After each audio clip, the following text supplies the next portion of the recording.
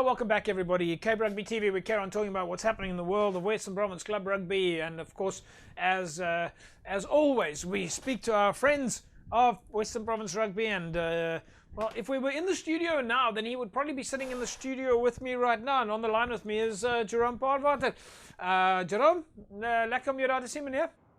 Yeah, no, it's good to be back. But I must say, JP, I'm getting very comfortable at home now. So I know we used to go to the studio, but I'm very relaxed at home. So I think most of the people actually like it now to work from home. Yeah, well, I think you've actually hit the nail on the head. You know, first there was the challenge of how we're going to do it, and then everybody started scrambling to get on Zoom and Microsoft Teams and Skype and setting up their computer, and it was a gemors. But within a few days, people settled in, and now 5 months down the line, everybody's comfortable and probably wearing their pantoffels under their laptop. Yeah, exactly. And when we busy now with the school coaches now doing this 2.5, so the guys are actually nice and relaxed. We don't have to worry. Guys don't have to drive far home. They sit in on the couch, and as you say, some guys sometimes sit with a beer or glass of wine, and we talk, and we still do the same stuff. Yeah. The only thing we can't do is like the on-field stuff, but we get a lot done by guys sitting at home and doing the stuff. It does seem that you have the ability to focus on the specific topics that you are dealing with. Am I getting it right in terms of these working sessions that you've had?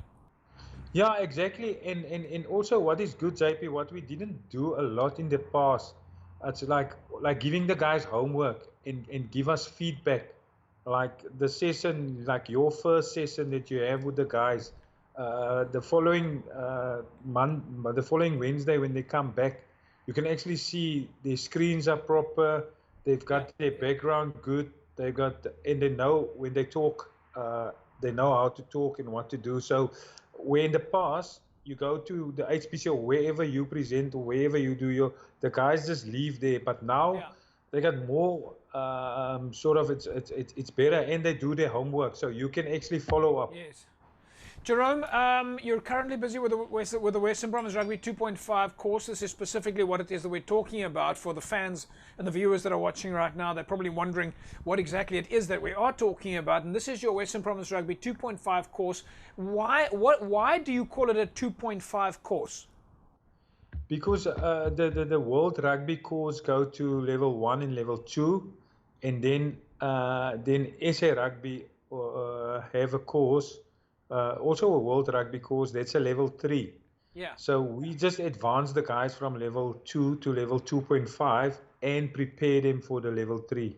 For you to be able to get a level 3 coaching certificate, what do you need to do? Well, in fact, let's start at the beginning. For you to get a level 1 certificate, what does one need to do?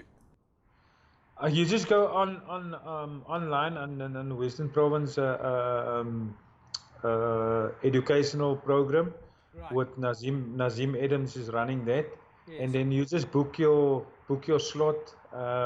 We actually spoke yesterday about it. We're gonna start maybe in 2 weeks' time. We're gonna start again with the courses with Nazim. So yeah, you just book your slot, and we send out to the clubs and to the schools when we're gonna do the next courses.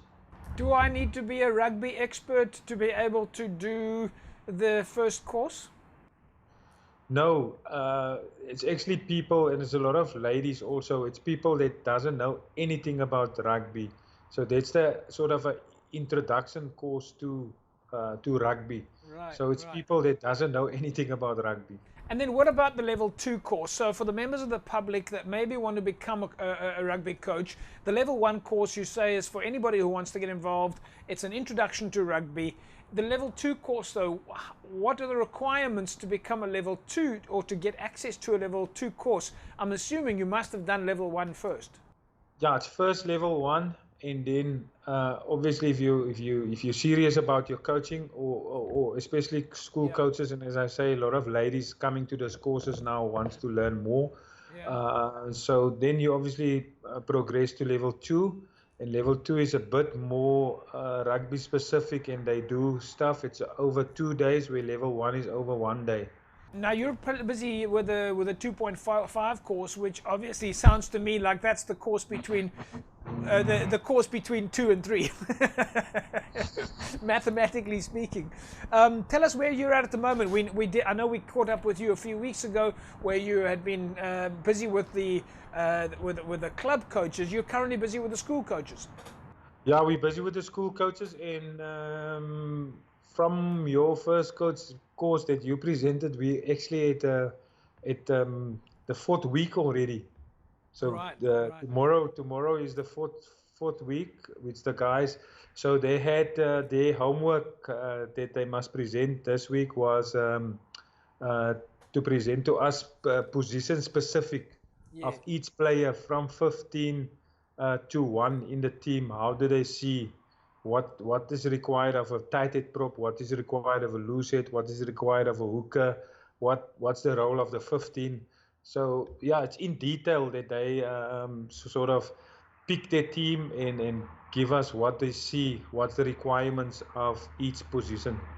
Jerome, you're also busy coaching, of course, the under 21s at the moment. We're waiting for more announcement from SA Rugby in terms of fixture dates, etc., in terms of the Currie Cup and the, that division. But we did see that there was an announcement that the players are now allowed to do full contact training or contact training. Is that also in the under 21 space? It's not with the under 21s yet. We're waiting Okay. on SA Rugby to give us a go ahead. Right, But right. it's only the seniors at the moment who got the go ahead, and they're gonna start with the Currie Cup on the 3rd of October. But we still wait, and I think the way it stands now, the seniors will go double round. So they basically gonna play till next year January. They'll have a Yes. few days. They'll have a few days break for Christmas and New Year and Boxing Day, whatever days. But they'll only have a few days break, and then they continue playing. And sort of the finals, I think, will be in January. Jerome, of course, under 21s at the moment, still a little bit of waiting on their side. Yeah, we're still waiting, JP, but hopefully we're gonna get a go ahead soon because the guys are looking forward to play this year because there's a lot of guys who's their final year for under 21. And Yeah. as everybody knows, SA Rugby has got under 20 next year. So the guys, and also it's important for them to play because they're seniors next year and they're also playing for contracts. Yeah. Yeah. Well, hopefully we'll see you on the park soon, Jerome. We'll catch up with you again shortly. Thanks, JP. Thanks, Jerome. Jerome Paarwater there, folks. Of course, under 21 rugby coach at Western Province. The guys, of course, waiting to get on the park. And you can understand there that they need to get on the park because they will be the next run of senior players. Folks, we'll take an ad break. When we come back from the break, we'll catch up with Ishmael Dolly, head coach at Unimall. Back in a sec.